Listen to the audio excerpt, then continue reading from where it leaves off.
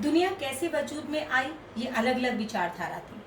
लेकिन इस अलग अलग विचारधारा के अनुसार जो वैज्ञानिक थे वो अपनी विचारधारा दे रहे थे, जो विद्वान थे वो अपनी विचारधारा दे रहे थे। लेकिन ये बात सच थी कि दुनिया किसी एक की नहीं है, अर्थात मनुष्य की नहीं है। ये धरती जो है दोनों की है, मनुष्य और पशु पक्षी दोनों की है, अर्थात प्रकृति को भी इसमें पूरा हक है। लेकिन मनुष्य ये भूल गया, किसके कारण? अपनी स्वार्थ वृत्ति के कारण। वो उसी बात को भूल गया कि प्रकृति हमें सब कुछ देती है, लेकिन वो अपने स्वार्थ के कारण ये लगातार बात भूलता चला जा रहा था। ये निदा फाजली हमें सिखाना चाह रहे हैं। अब जो प्रकृति थी वे लगातार सहनशील थी और वो सहन करती चली जा रही थी। वो क्या कर रही थी कि लोग जो थे अपना घर समुद्र के आगे बनाते चले जा रहे थे, अर्थात उसकी जगह लेते चले जा रहे थे। वो सहनशीलता के साथ उसे देती चली जा रही थी, लेकिन सहनशीलता की भी एक हद होती है। समुद्र को गुस्सा आ गया।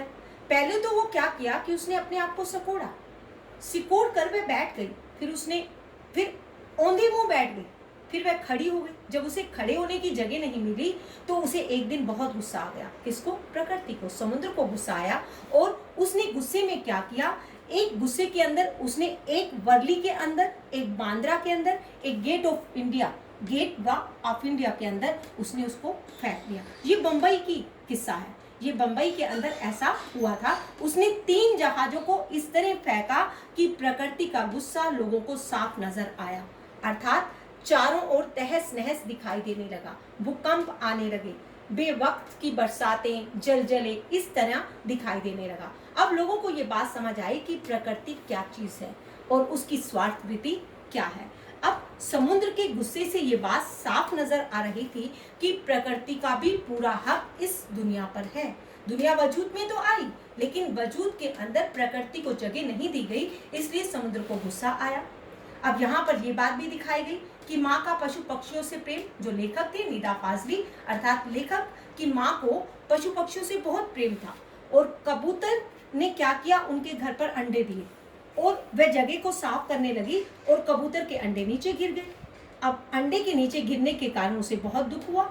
उसे ये लगा कि ये पाप मुझसे हो गया है, तो उसने क्या किया, पूरा दिन रोजा रखा, अर्थात उस प्रायश्चित को करने के लिए उसने पूरा दिन रोजा रखा। लेकिन आज की दुनिया ऐसा है नहीं। निदा फाजली ये कहते हैं कि आज की दुनिया स्वार्थ से भरी हुई है। उस स्वार्थ वृत्ति को उजागर करते हुए लेखक ने एक बात क्या हमें सिखाने चली, मट्टी से मट्टी मिले, खोकर सभी निशान, किसमें कितना कौन है, कैसे हो पहचान। इस बात को अच्छी तरह से समझना बच्चे, जो निदा फाजली हमें समझाना चाहते हैं। वो कहते हैं कि ये शरीर मिट्टी से बना है और मिट्टी में ही मिल जाएगा, और जब मिट्टी में मिल जाएगा तो सभी निशान खो जाएंगे। कैसे बच्चे? अगर मैं ये कहती हूँ कि एक मनुष्य की जो है चिता है और एक पशु की है, अगर वो अग्नि में भस्म हो जाती है तो आप कैसे पहचान कर सकेंगे कि ये मनुष्य का शरीर है या पशु का? किसमें कितना कौन है, कैसे हो पहचान? इसमें ये पहचान नहीं होगी कि कौन कितना महान है और कौन सा कुत्ता है और कौन सा मनुष्य है। अर्थात ये शरीर जो है मिट्टी से मिला है, बना भी मिट्टी से है और मिट्टी में इसके निशान मिल जाने हैं। इसलिए इस बात को हमें समझना होगा कि ये कुदरत ने जो हमें ये धरती दी है ये दोनों की है और इस पर दोनों का हक है। लेकिन आज हम अपनी स्वार्थ प्रीति के कारण इसे अपने वश में करते चले जा रहे हैं। इसलिए प्रकृति ने गुस्सा दिखाया और क्या किया, और जब गुस्सा आया तो उसने 3 जहाजों को किस तरह फेंका और किस तरह इस प्रकृति के जलजले दिखाई दिए, प्रकृति का जो नाश, भूकंप, ये सारी चीजें हमें दिखाई दी।